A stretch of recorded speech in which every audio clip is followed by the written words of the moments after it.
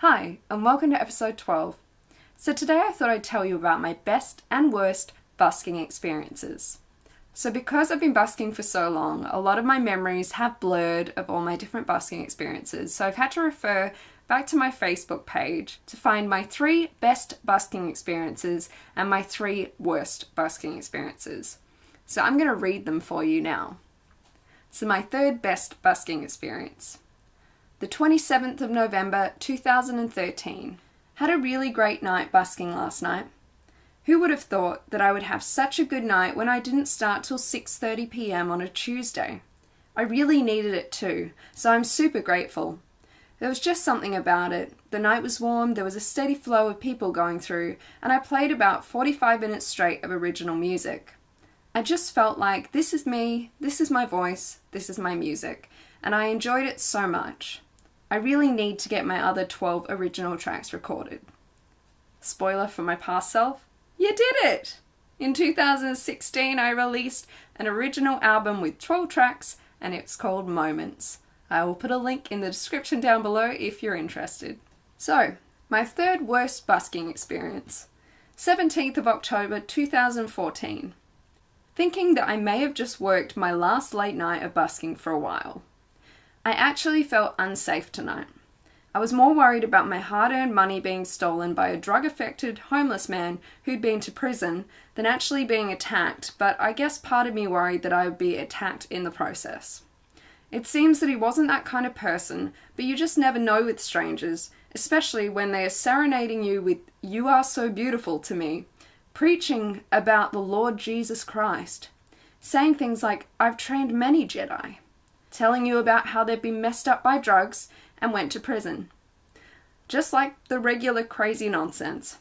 Crazy people can turn in an instant, so that's why I was worried. Luckily, nothing happened. I've also had to deal with the regular drunks and the way they start playing my piano even though I've turned it off, grab my microphone, get really close to me, hug me, even kiss me on the hand or the cheek, not the mouth, thank God, and all the verbal drunk stuff. It may be good money, but it's just not worth risking my safety over anymore. I will be extremely happy once my income is not such an issue and I can just head out with the rest of the rabble during the beautiful summer daylight hours, even though I won't make as much and it will be a hard feat to get a spot, and head back to the safety of my home once the shops close. My 2nd best busking experience. 1st of February 2014. Last night I was out busking in Rundle Mall. I was feeling pretty exhausted. I've been giving my all lately, busking at every opportunity, and out of nowhere someone was so kind. They walked up and just handed me a $100 note. I almost cried. I just sat there in shock and couldn't believe it. It was like he knew how much I needed it, and the thank you I managed to get out as he walked away just didn't feel like enough.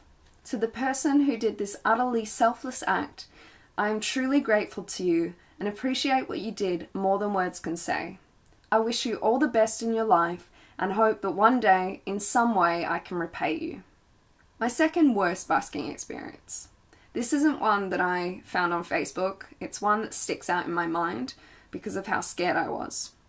So it was the 4th of July 2015.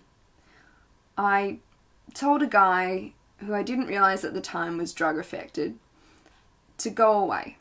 Basically, he was saying things and I'd had enough. I'd had so much crap just go on leading up to that and I was just over it. Just like, go away. And he ended up threatening to stab me. My friend had just joined me as he was in town, so luckily I wasn't alone. I called the police and he wandered off yelling things as he went. I was so shaken up I couldn't remember what he looked like, but luckily my friend was able to remember and gave the description to the police. The details of what was said and the guy in question are blurry to this day. So my best busking experience. It was the 16th of February 2013. It was during the Adelaide Fringe and I was going out on a Saturday night about 8 o'clock through to about midnight. So the Facebook post says, "Who says I don't have a show in the Fringe?" Well, me and the Fringe coordinators. But last night I busked in Gawler Place, Rundle Mall, where they have the seating set up for the Fringe Caravan, and it felt like my own Fringe show. I had so many people take some time out of their night and sit down and listen to me. It was such an enjoyable night for me, and I really appreciate everyone who stopped.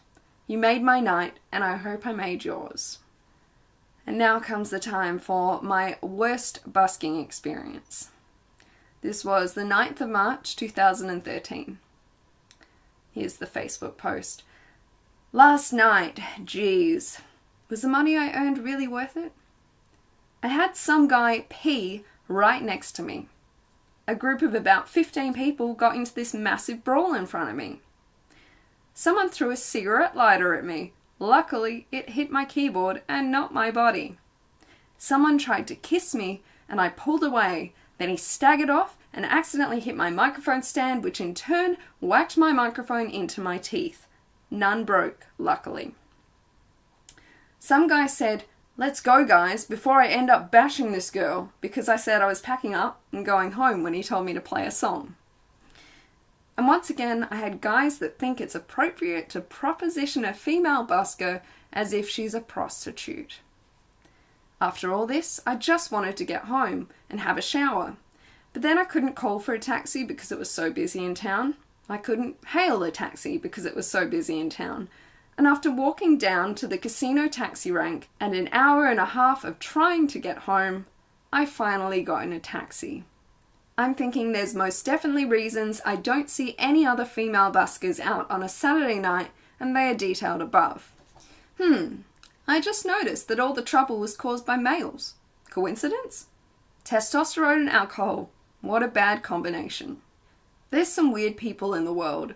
I've had the backside grab also by a young teen Dero kid who then ran off. It was gross. I've also had someone come up and start dancing behind me like they do in the clubs where they try and rub up against you. I turned around and gave him a very unappreciative look. That night, I only went into town in a taxi because my car's alternator needed replacing and it wouldn't start without being jump-started, so I took a taxi into town so I could still busk as it was the last weekend before the Fringe finished. And they are my best and worst busking experiences. Thanks for watching. I hope you're enjoying this series as much as I'm enjoying making it. If you like this video, I'd really appreciate it if you could give it a thumbs up. And if you haven't already, subscribe to see more videos just like this one. I will see you next time. Bye.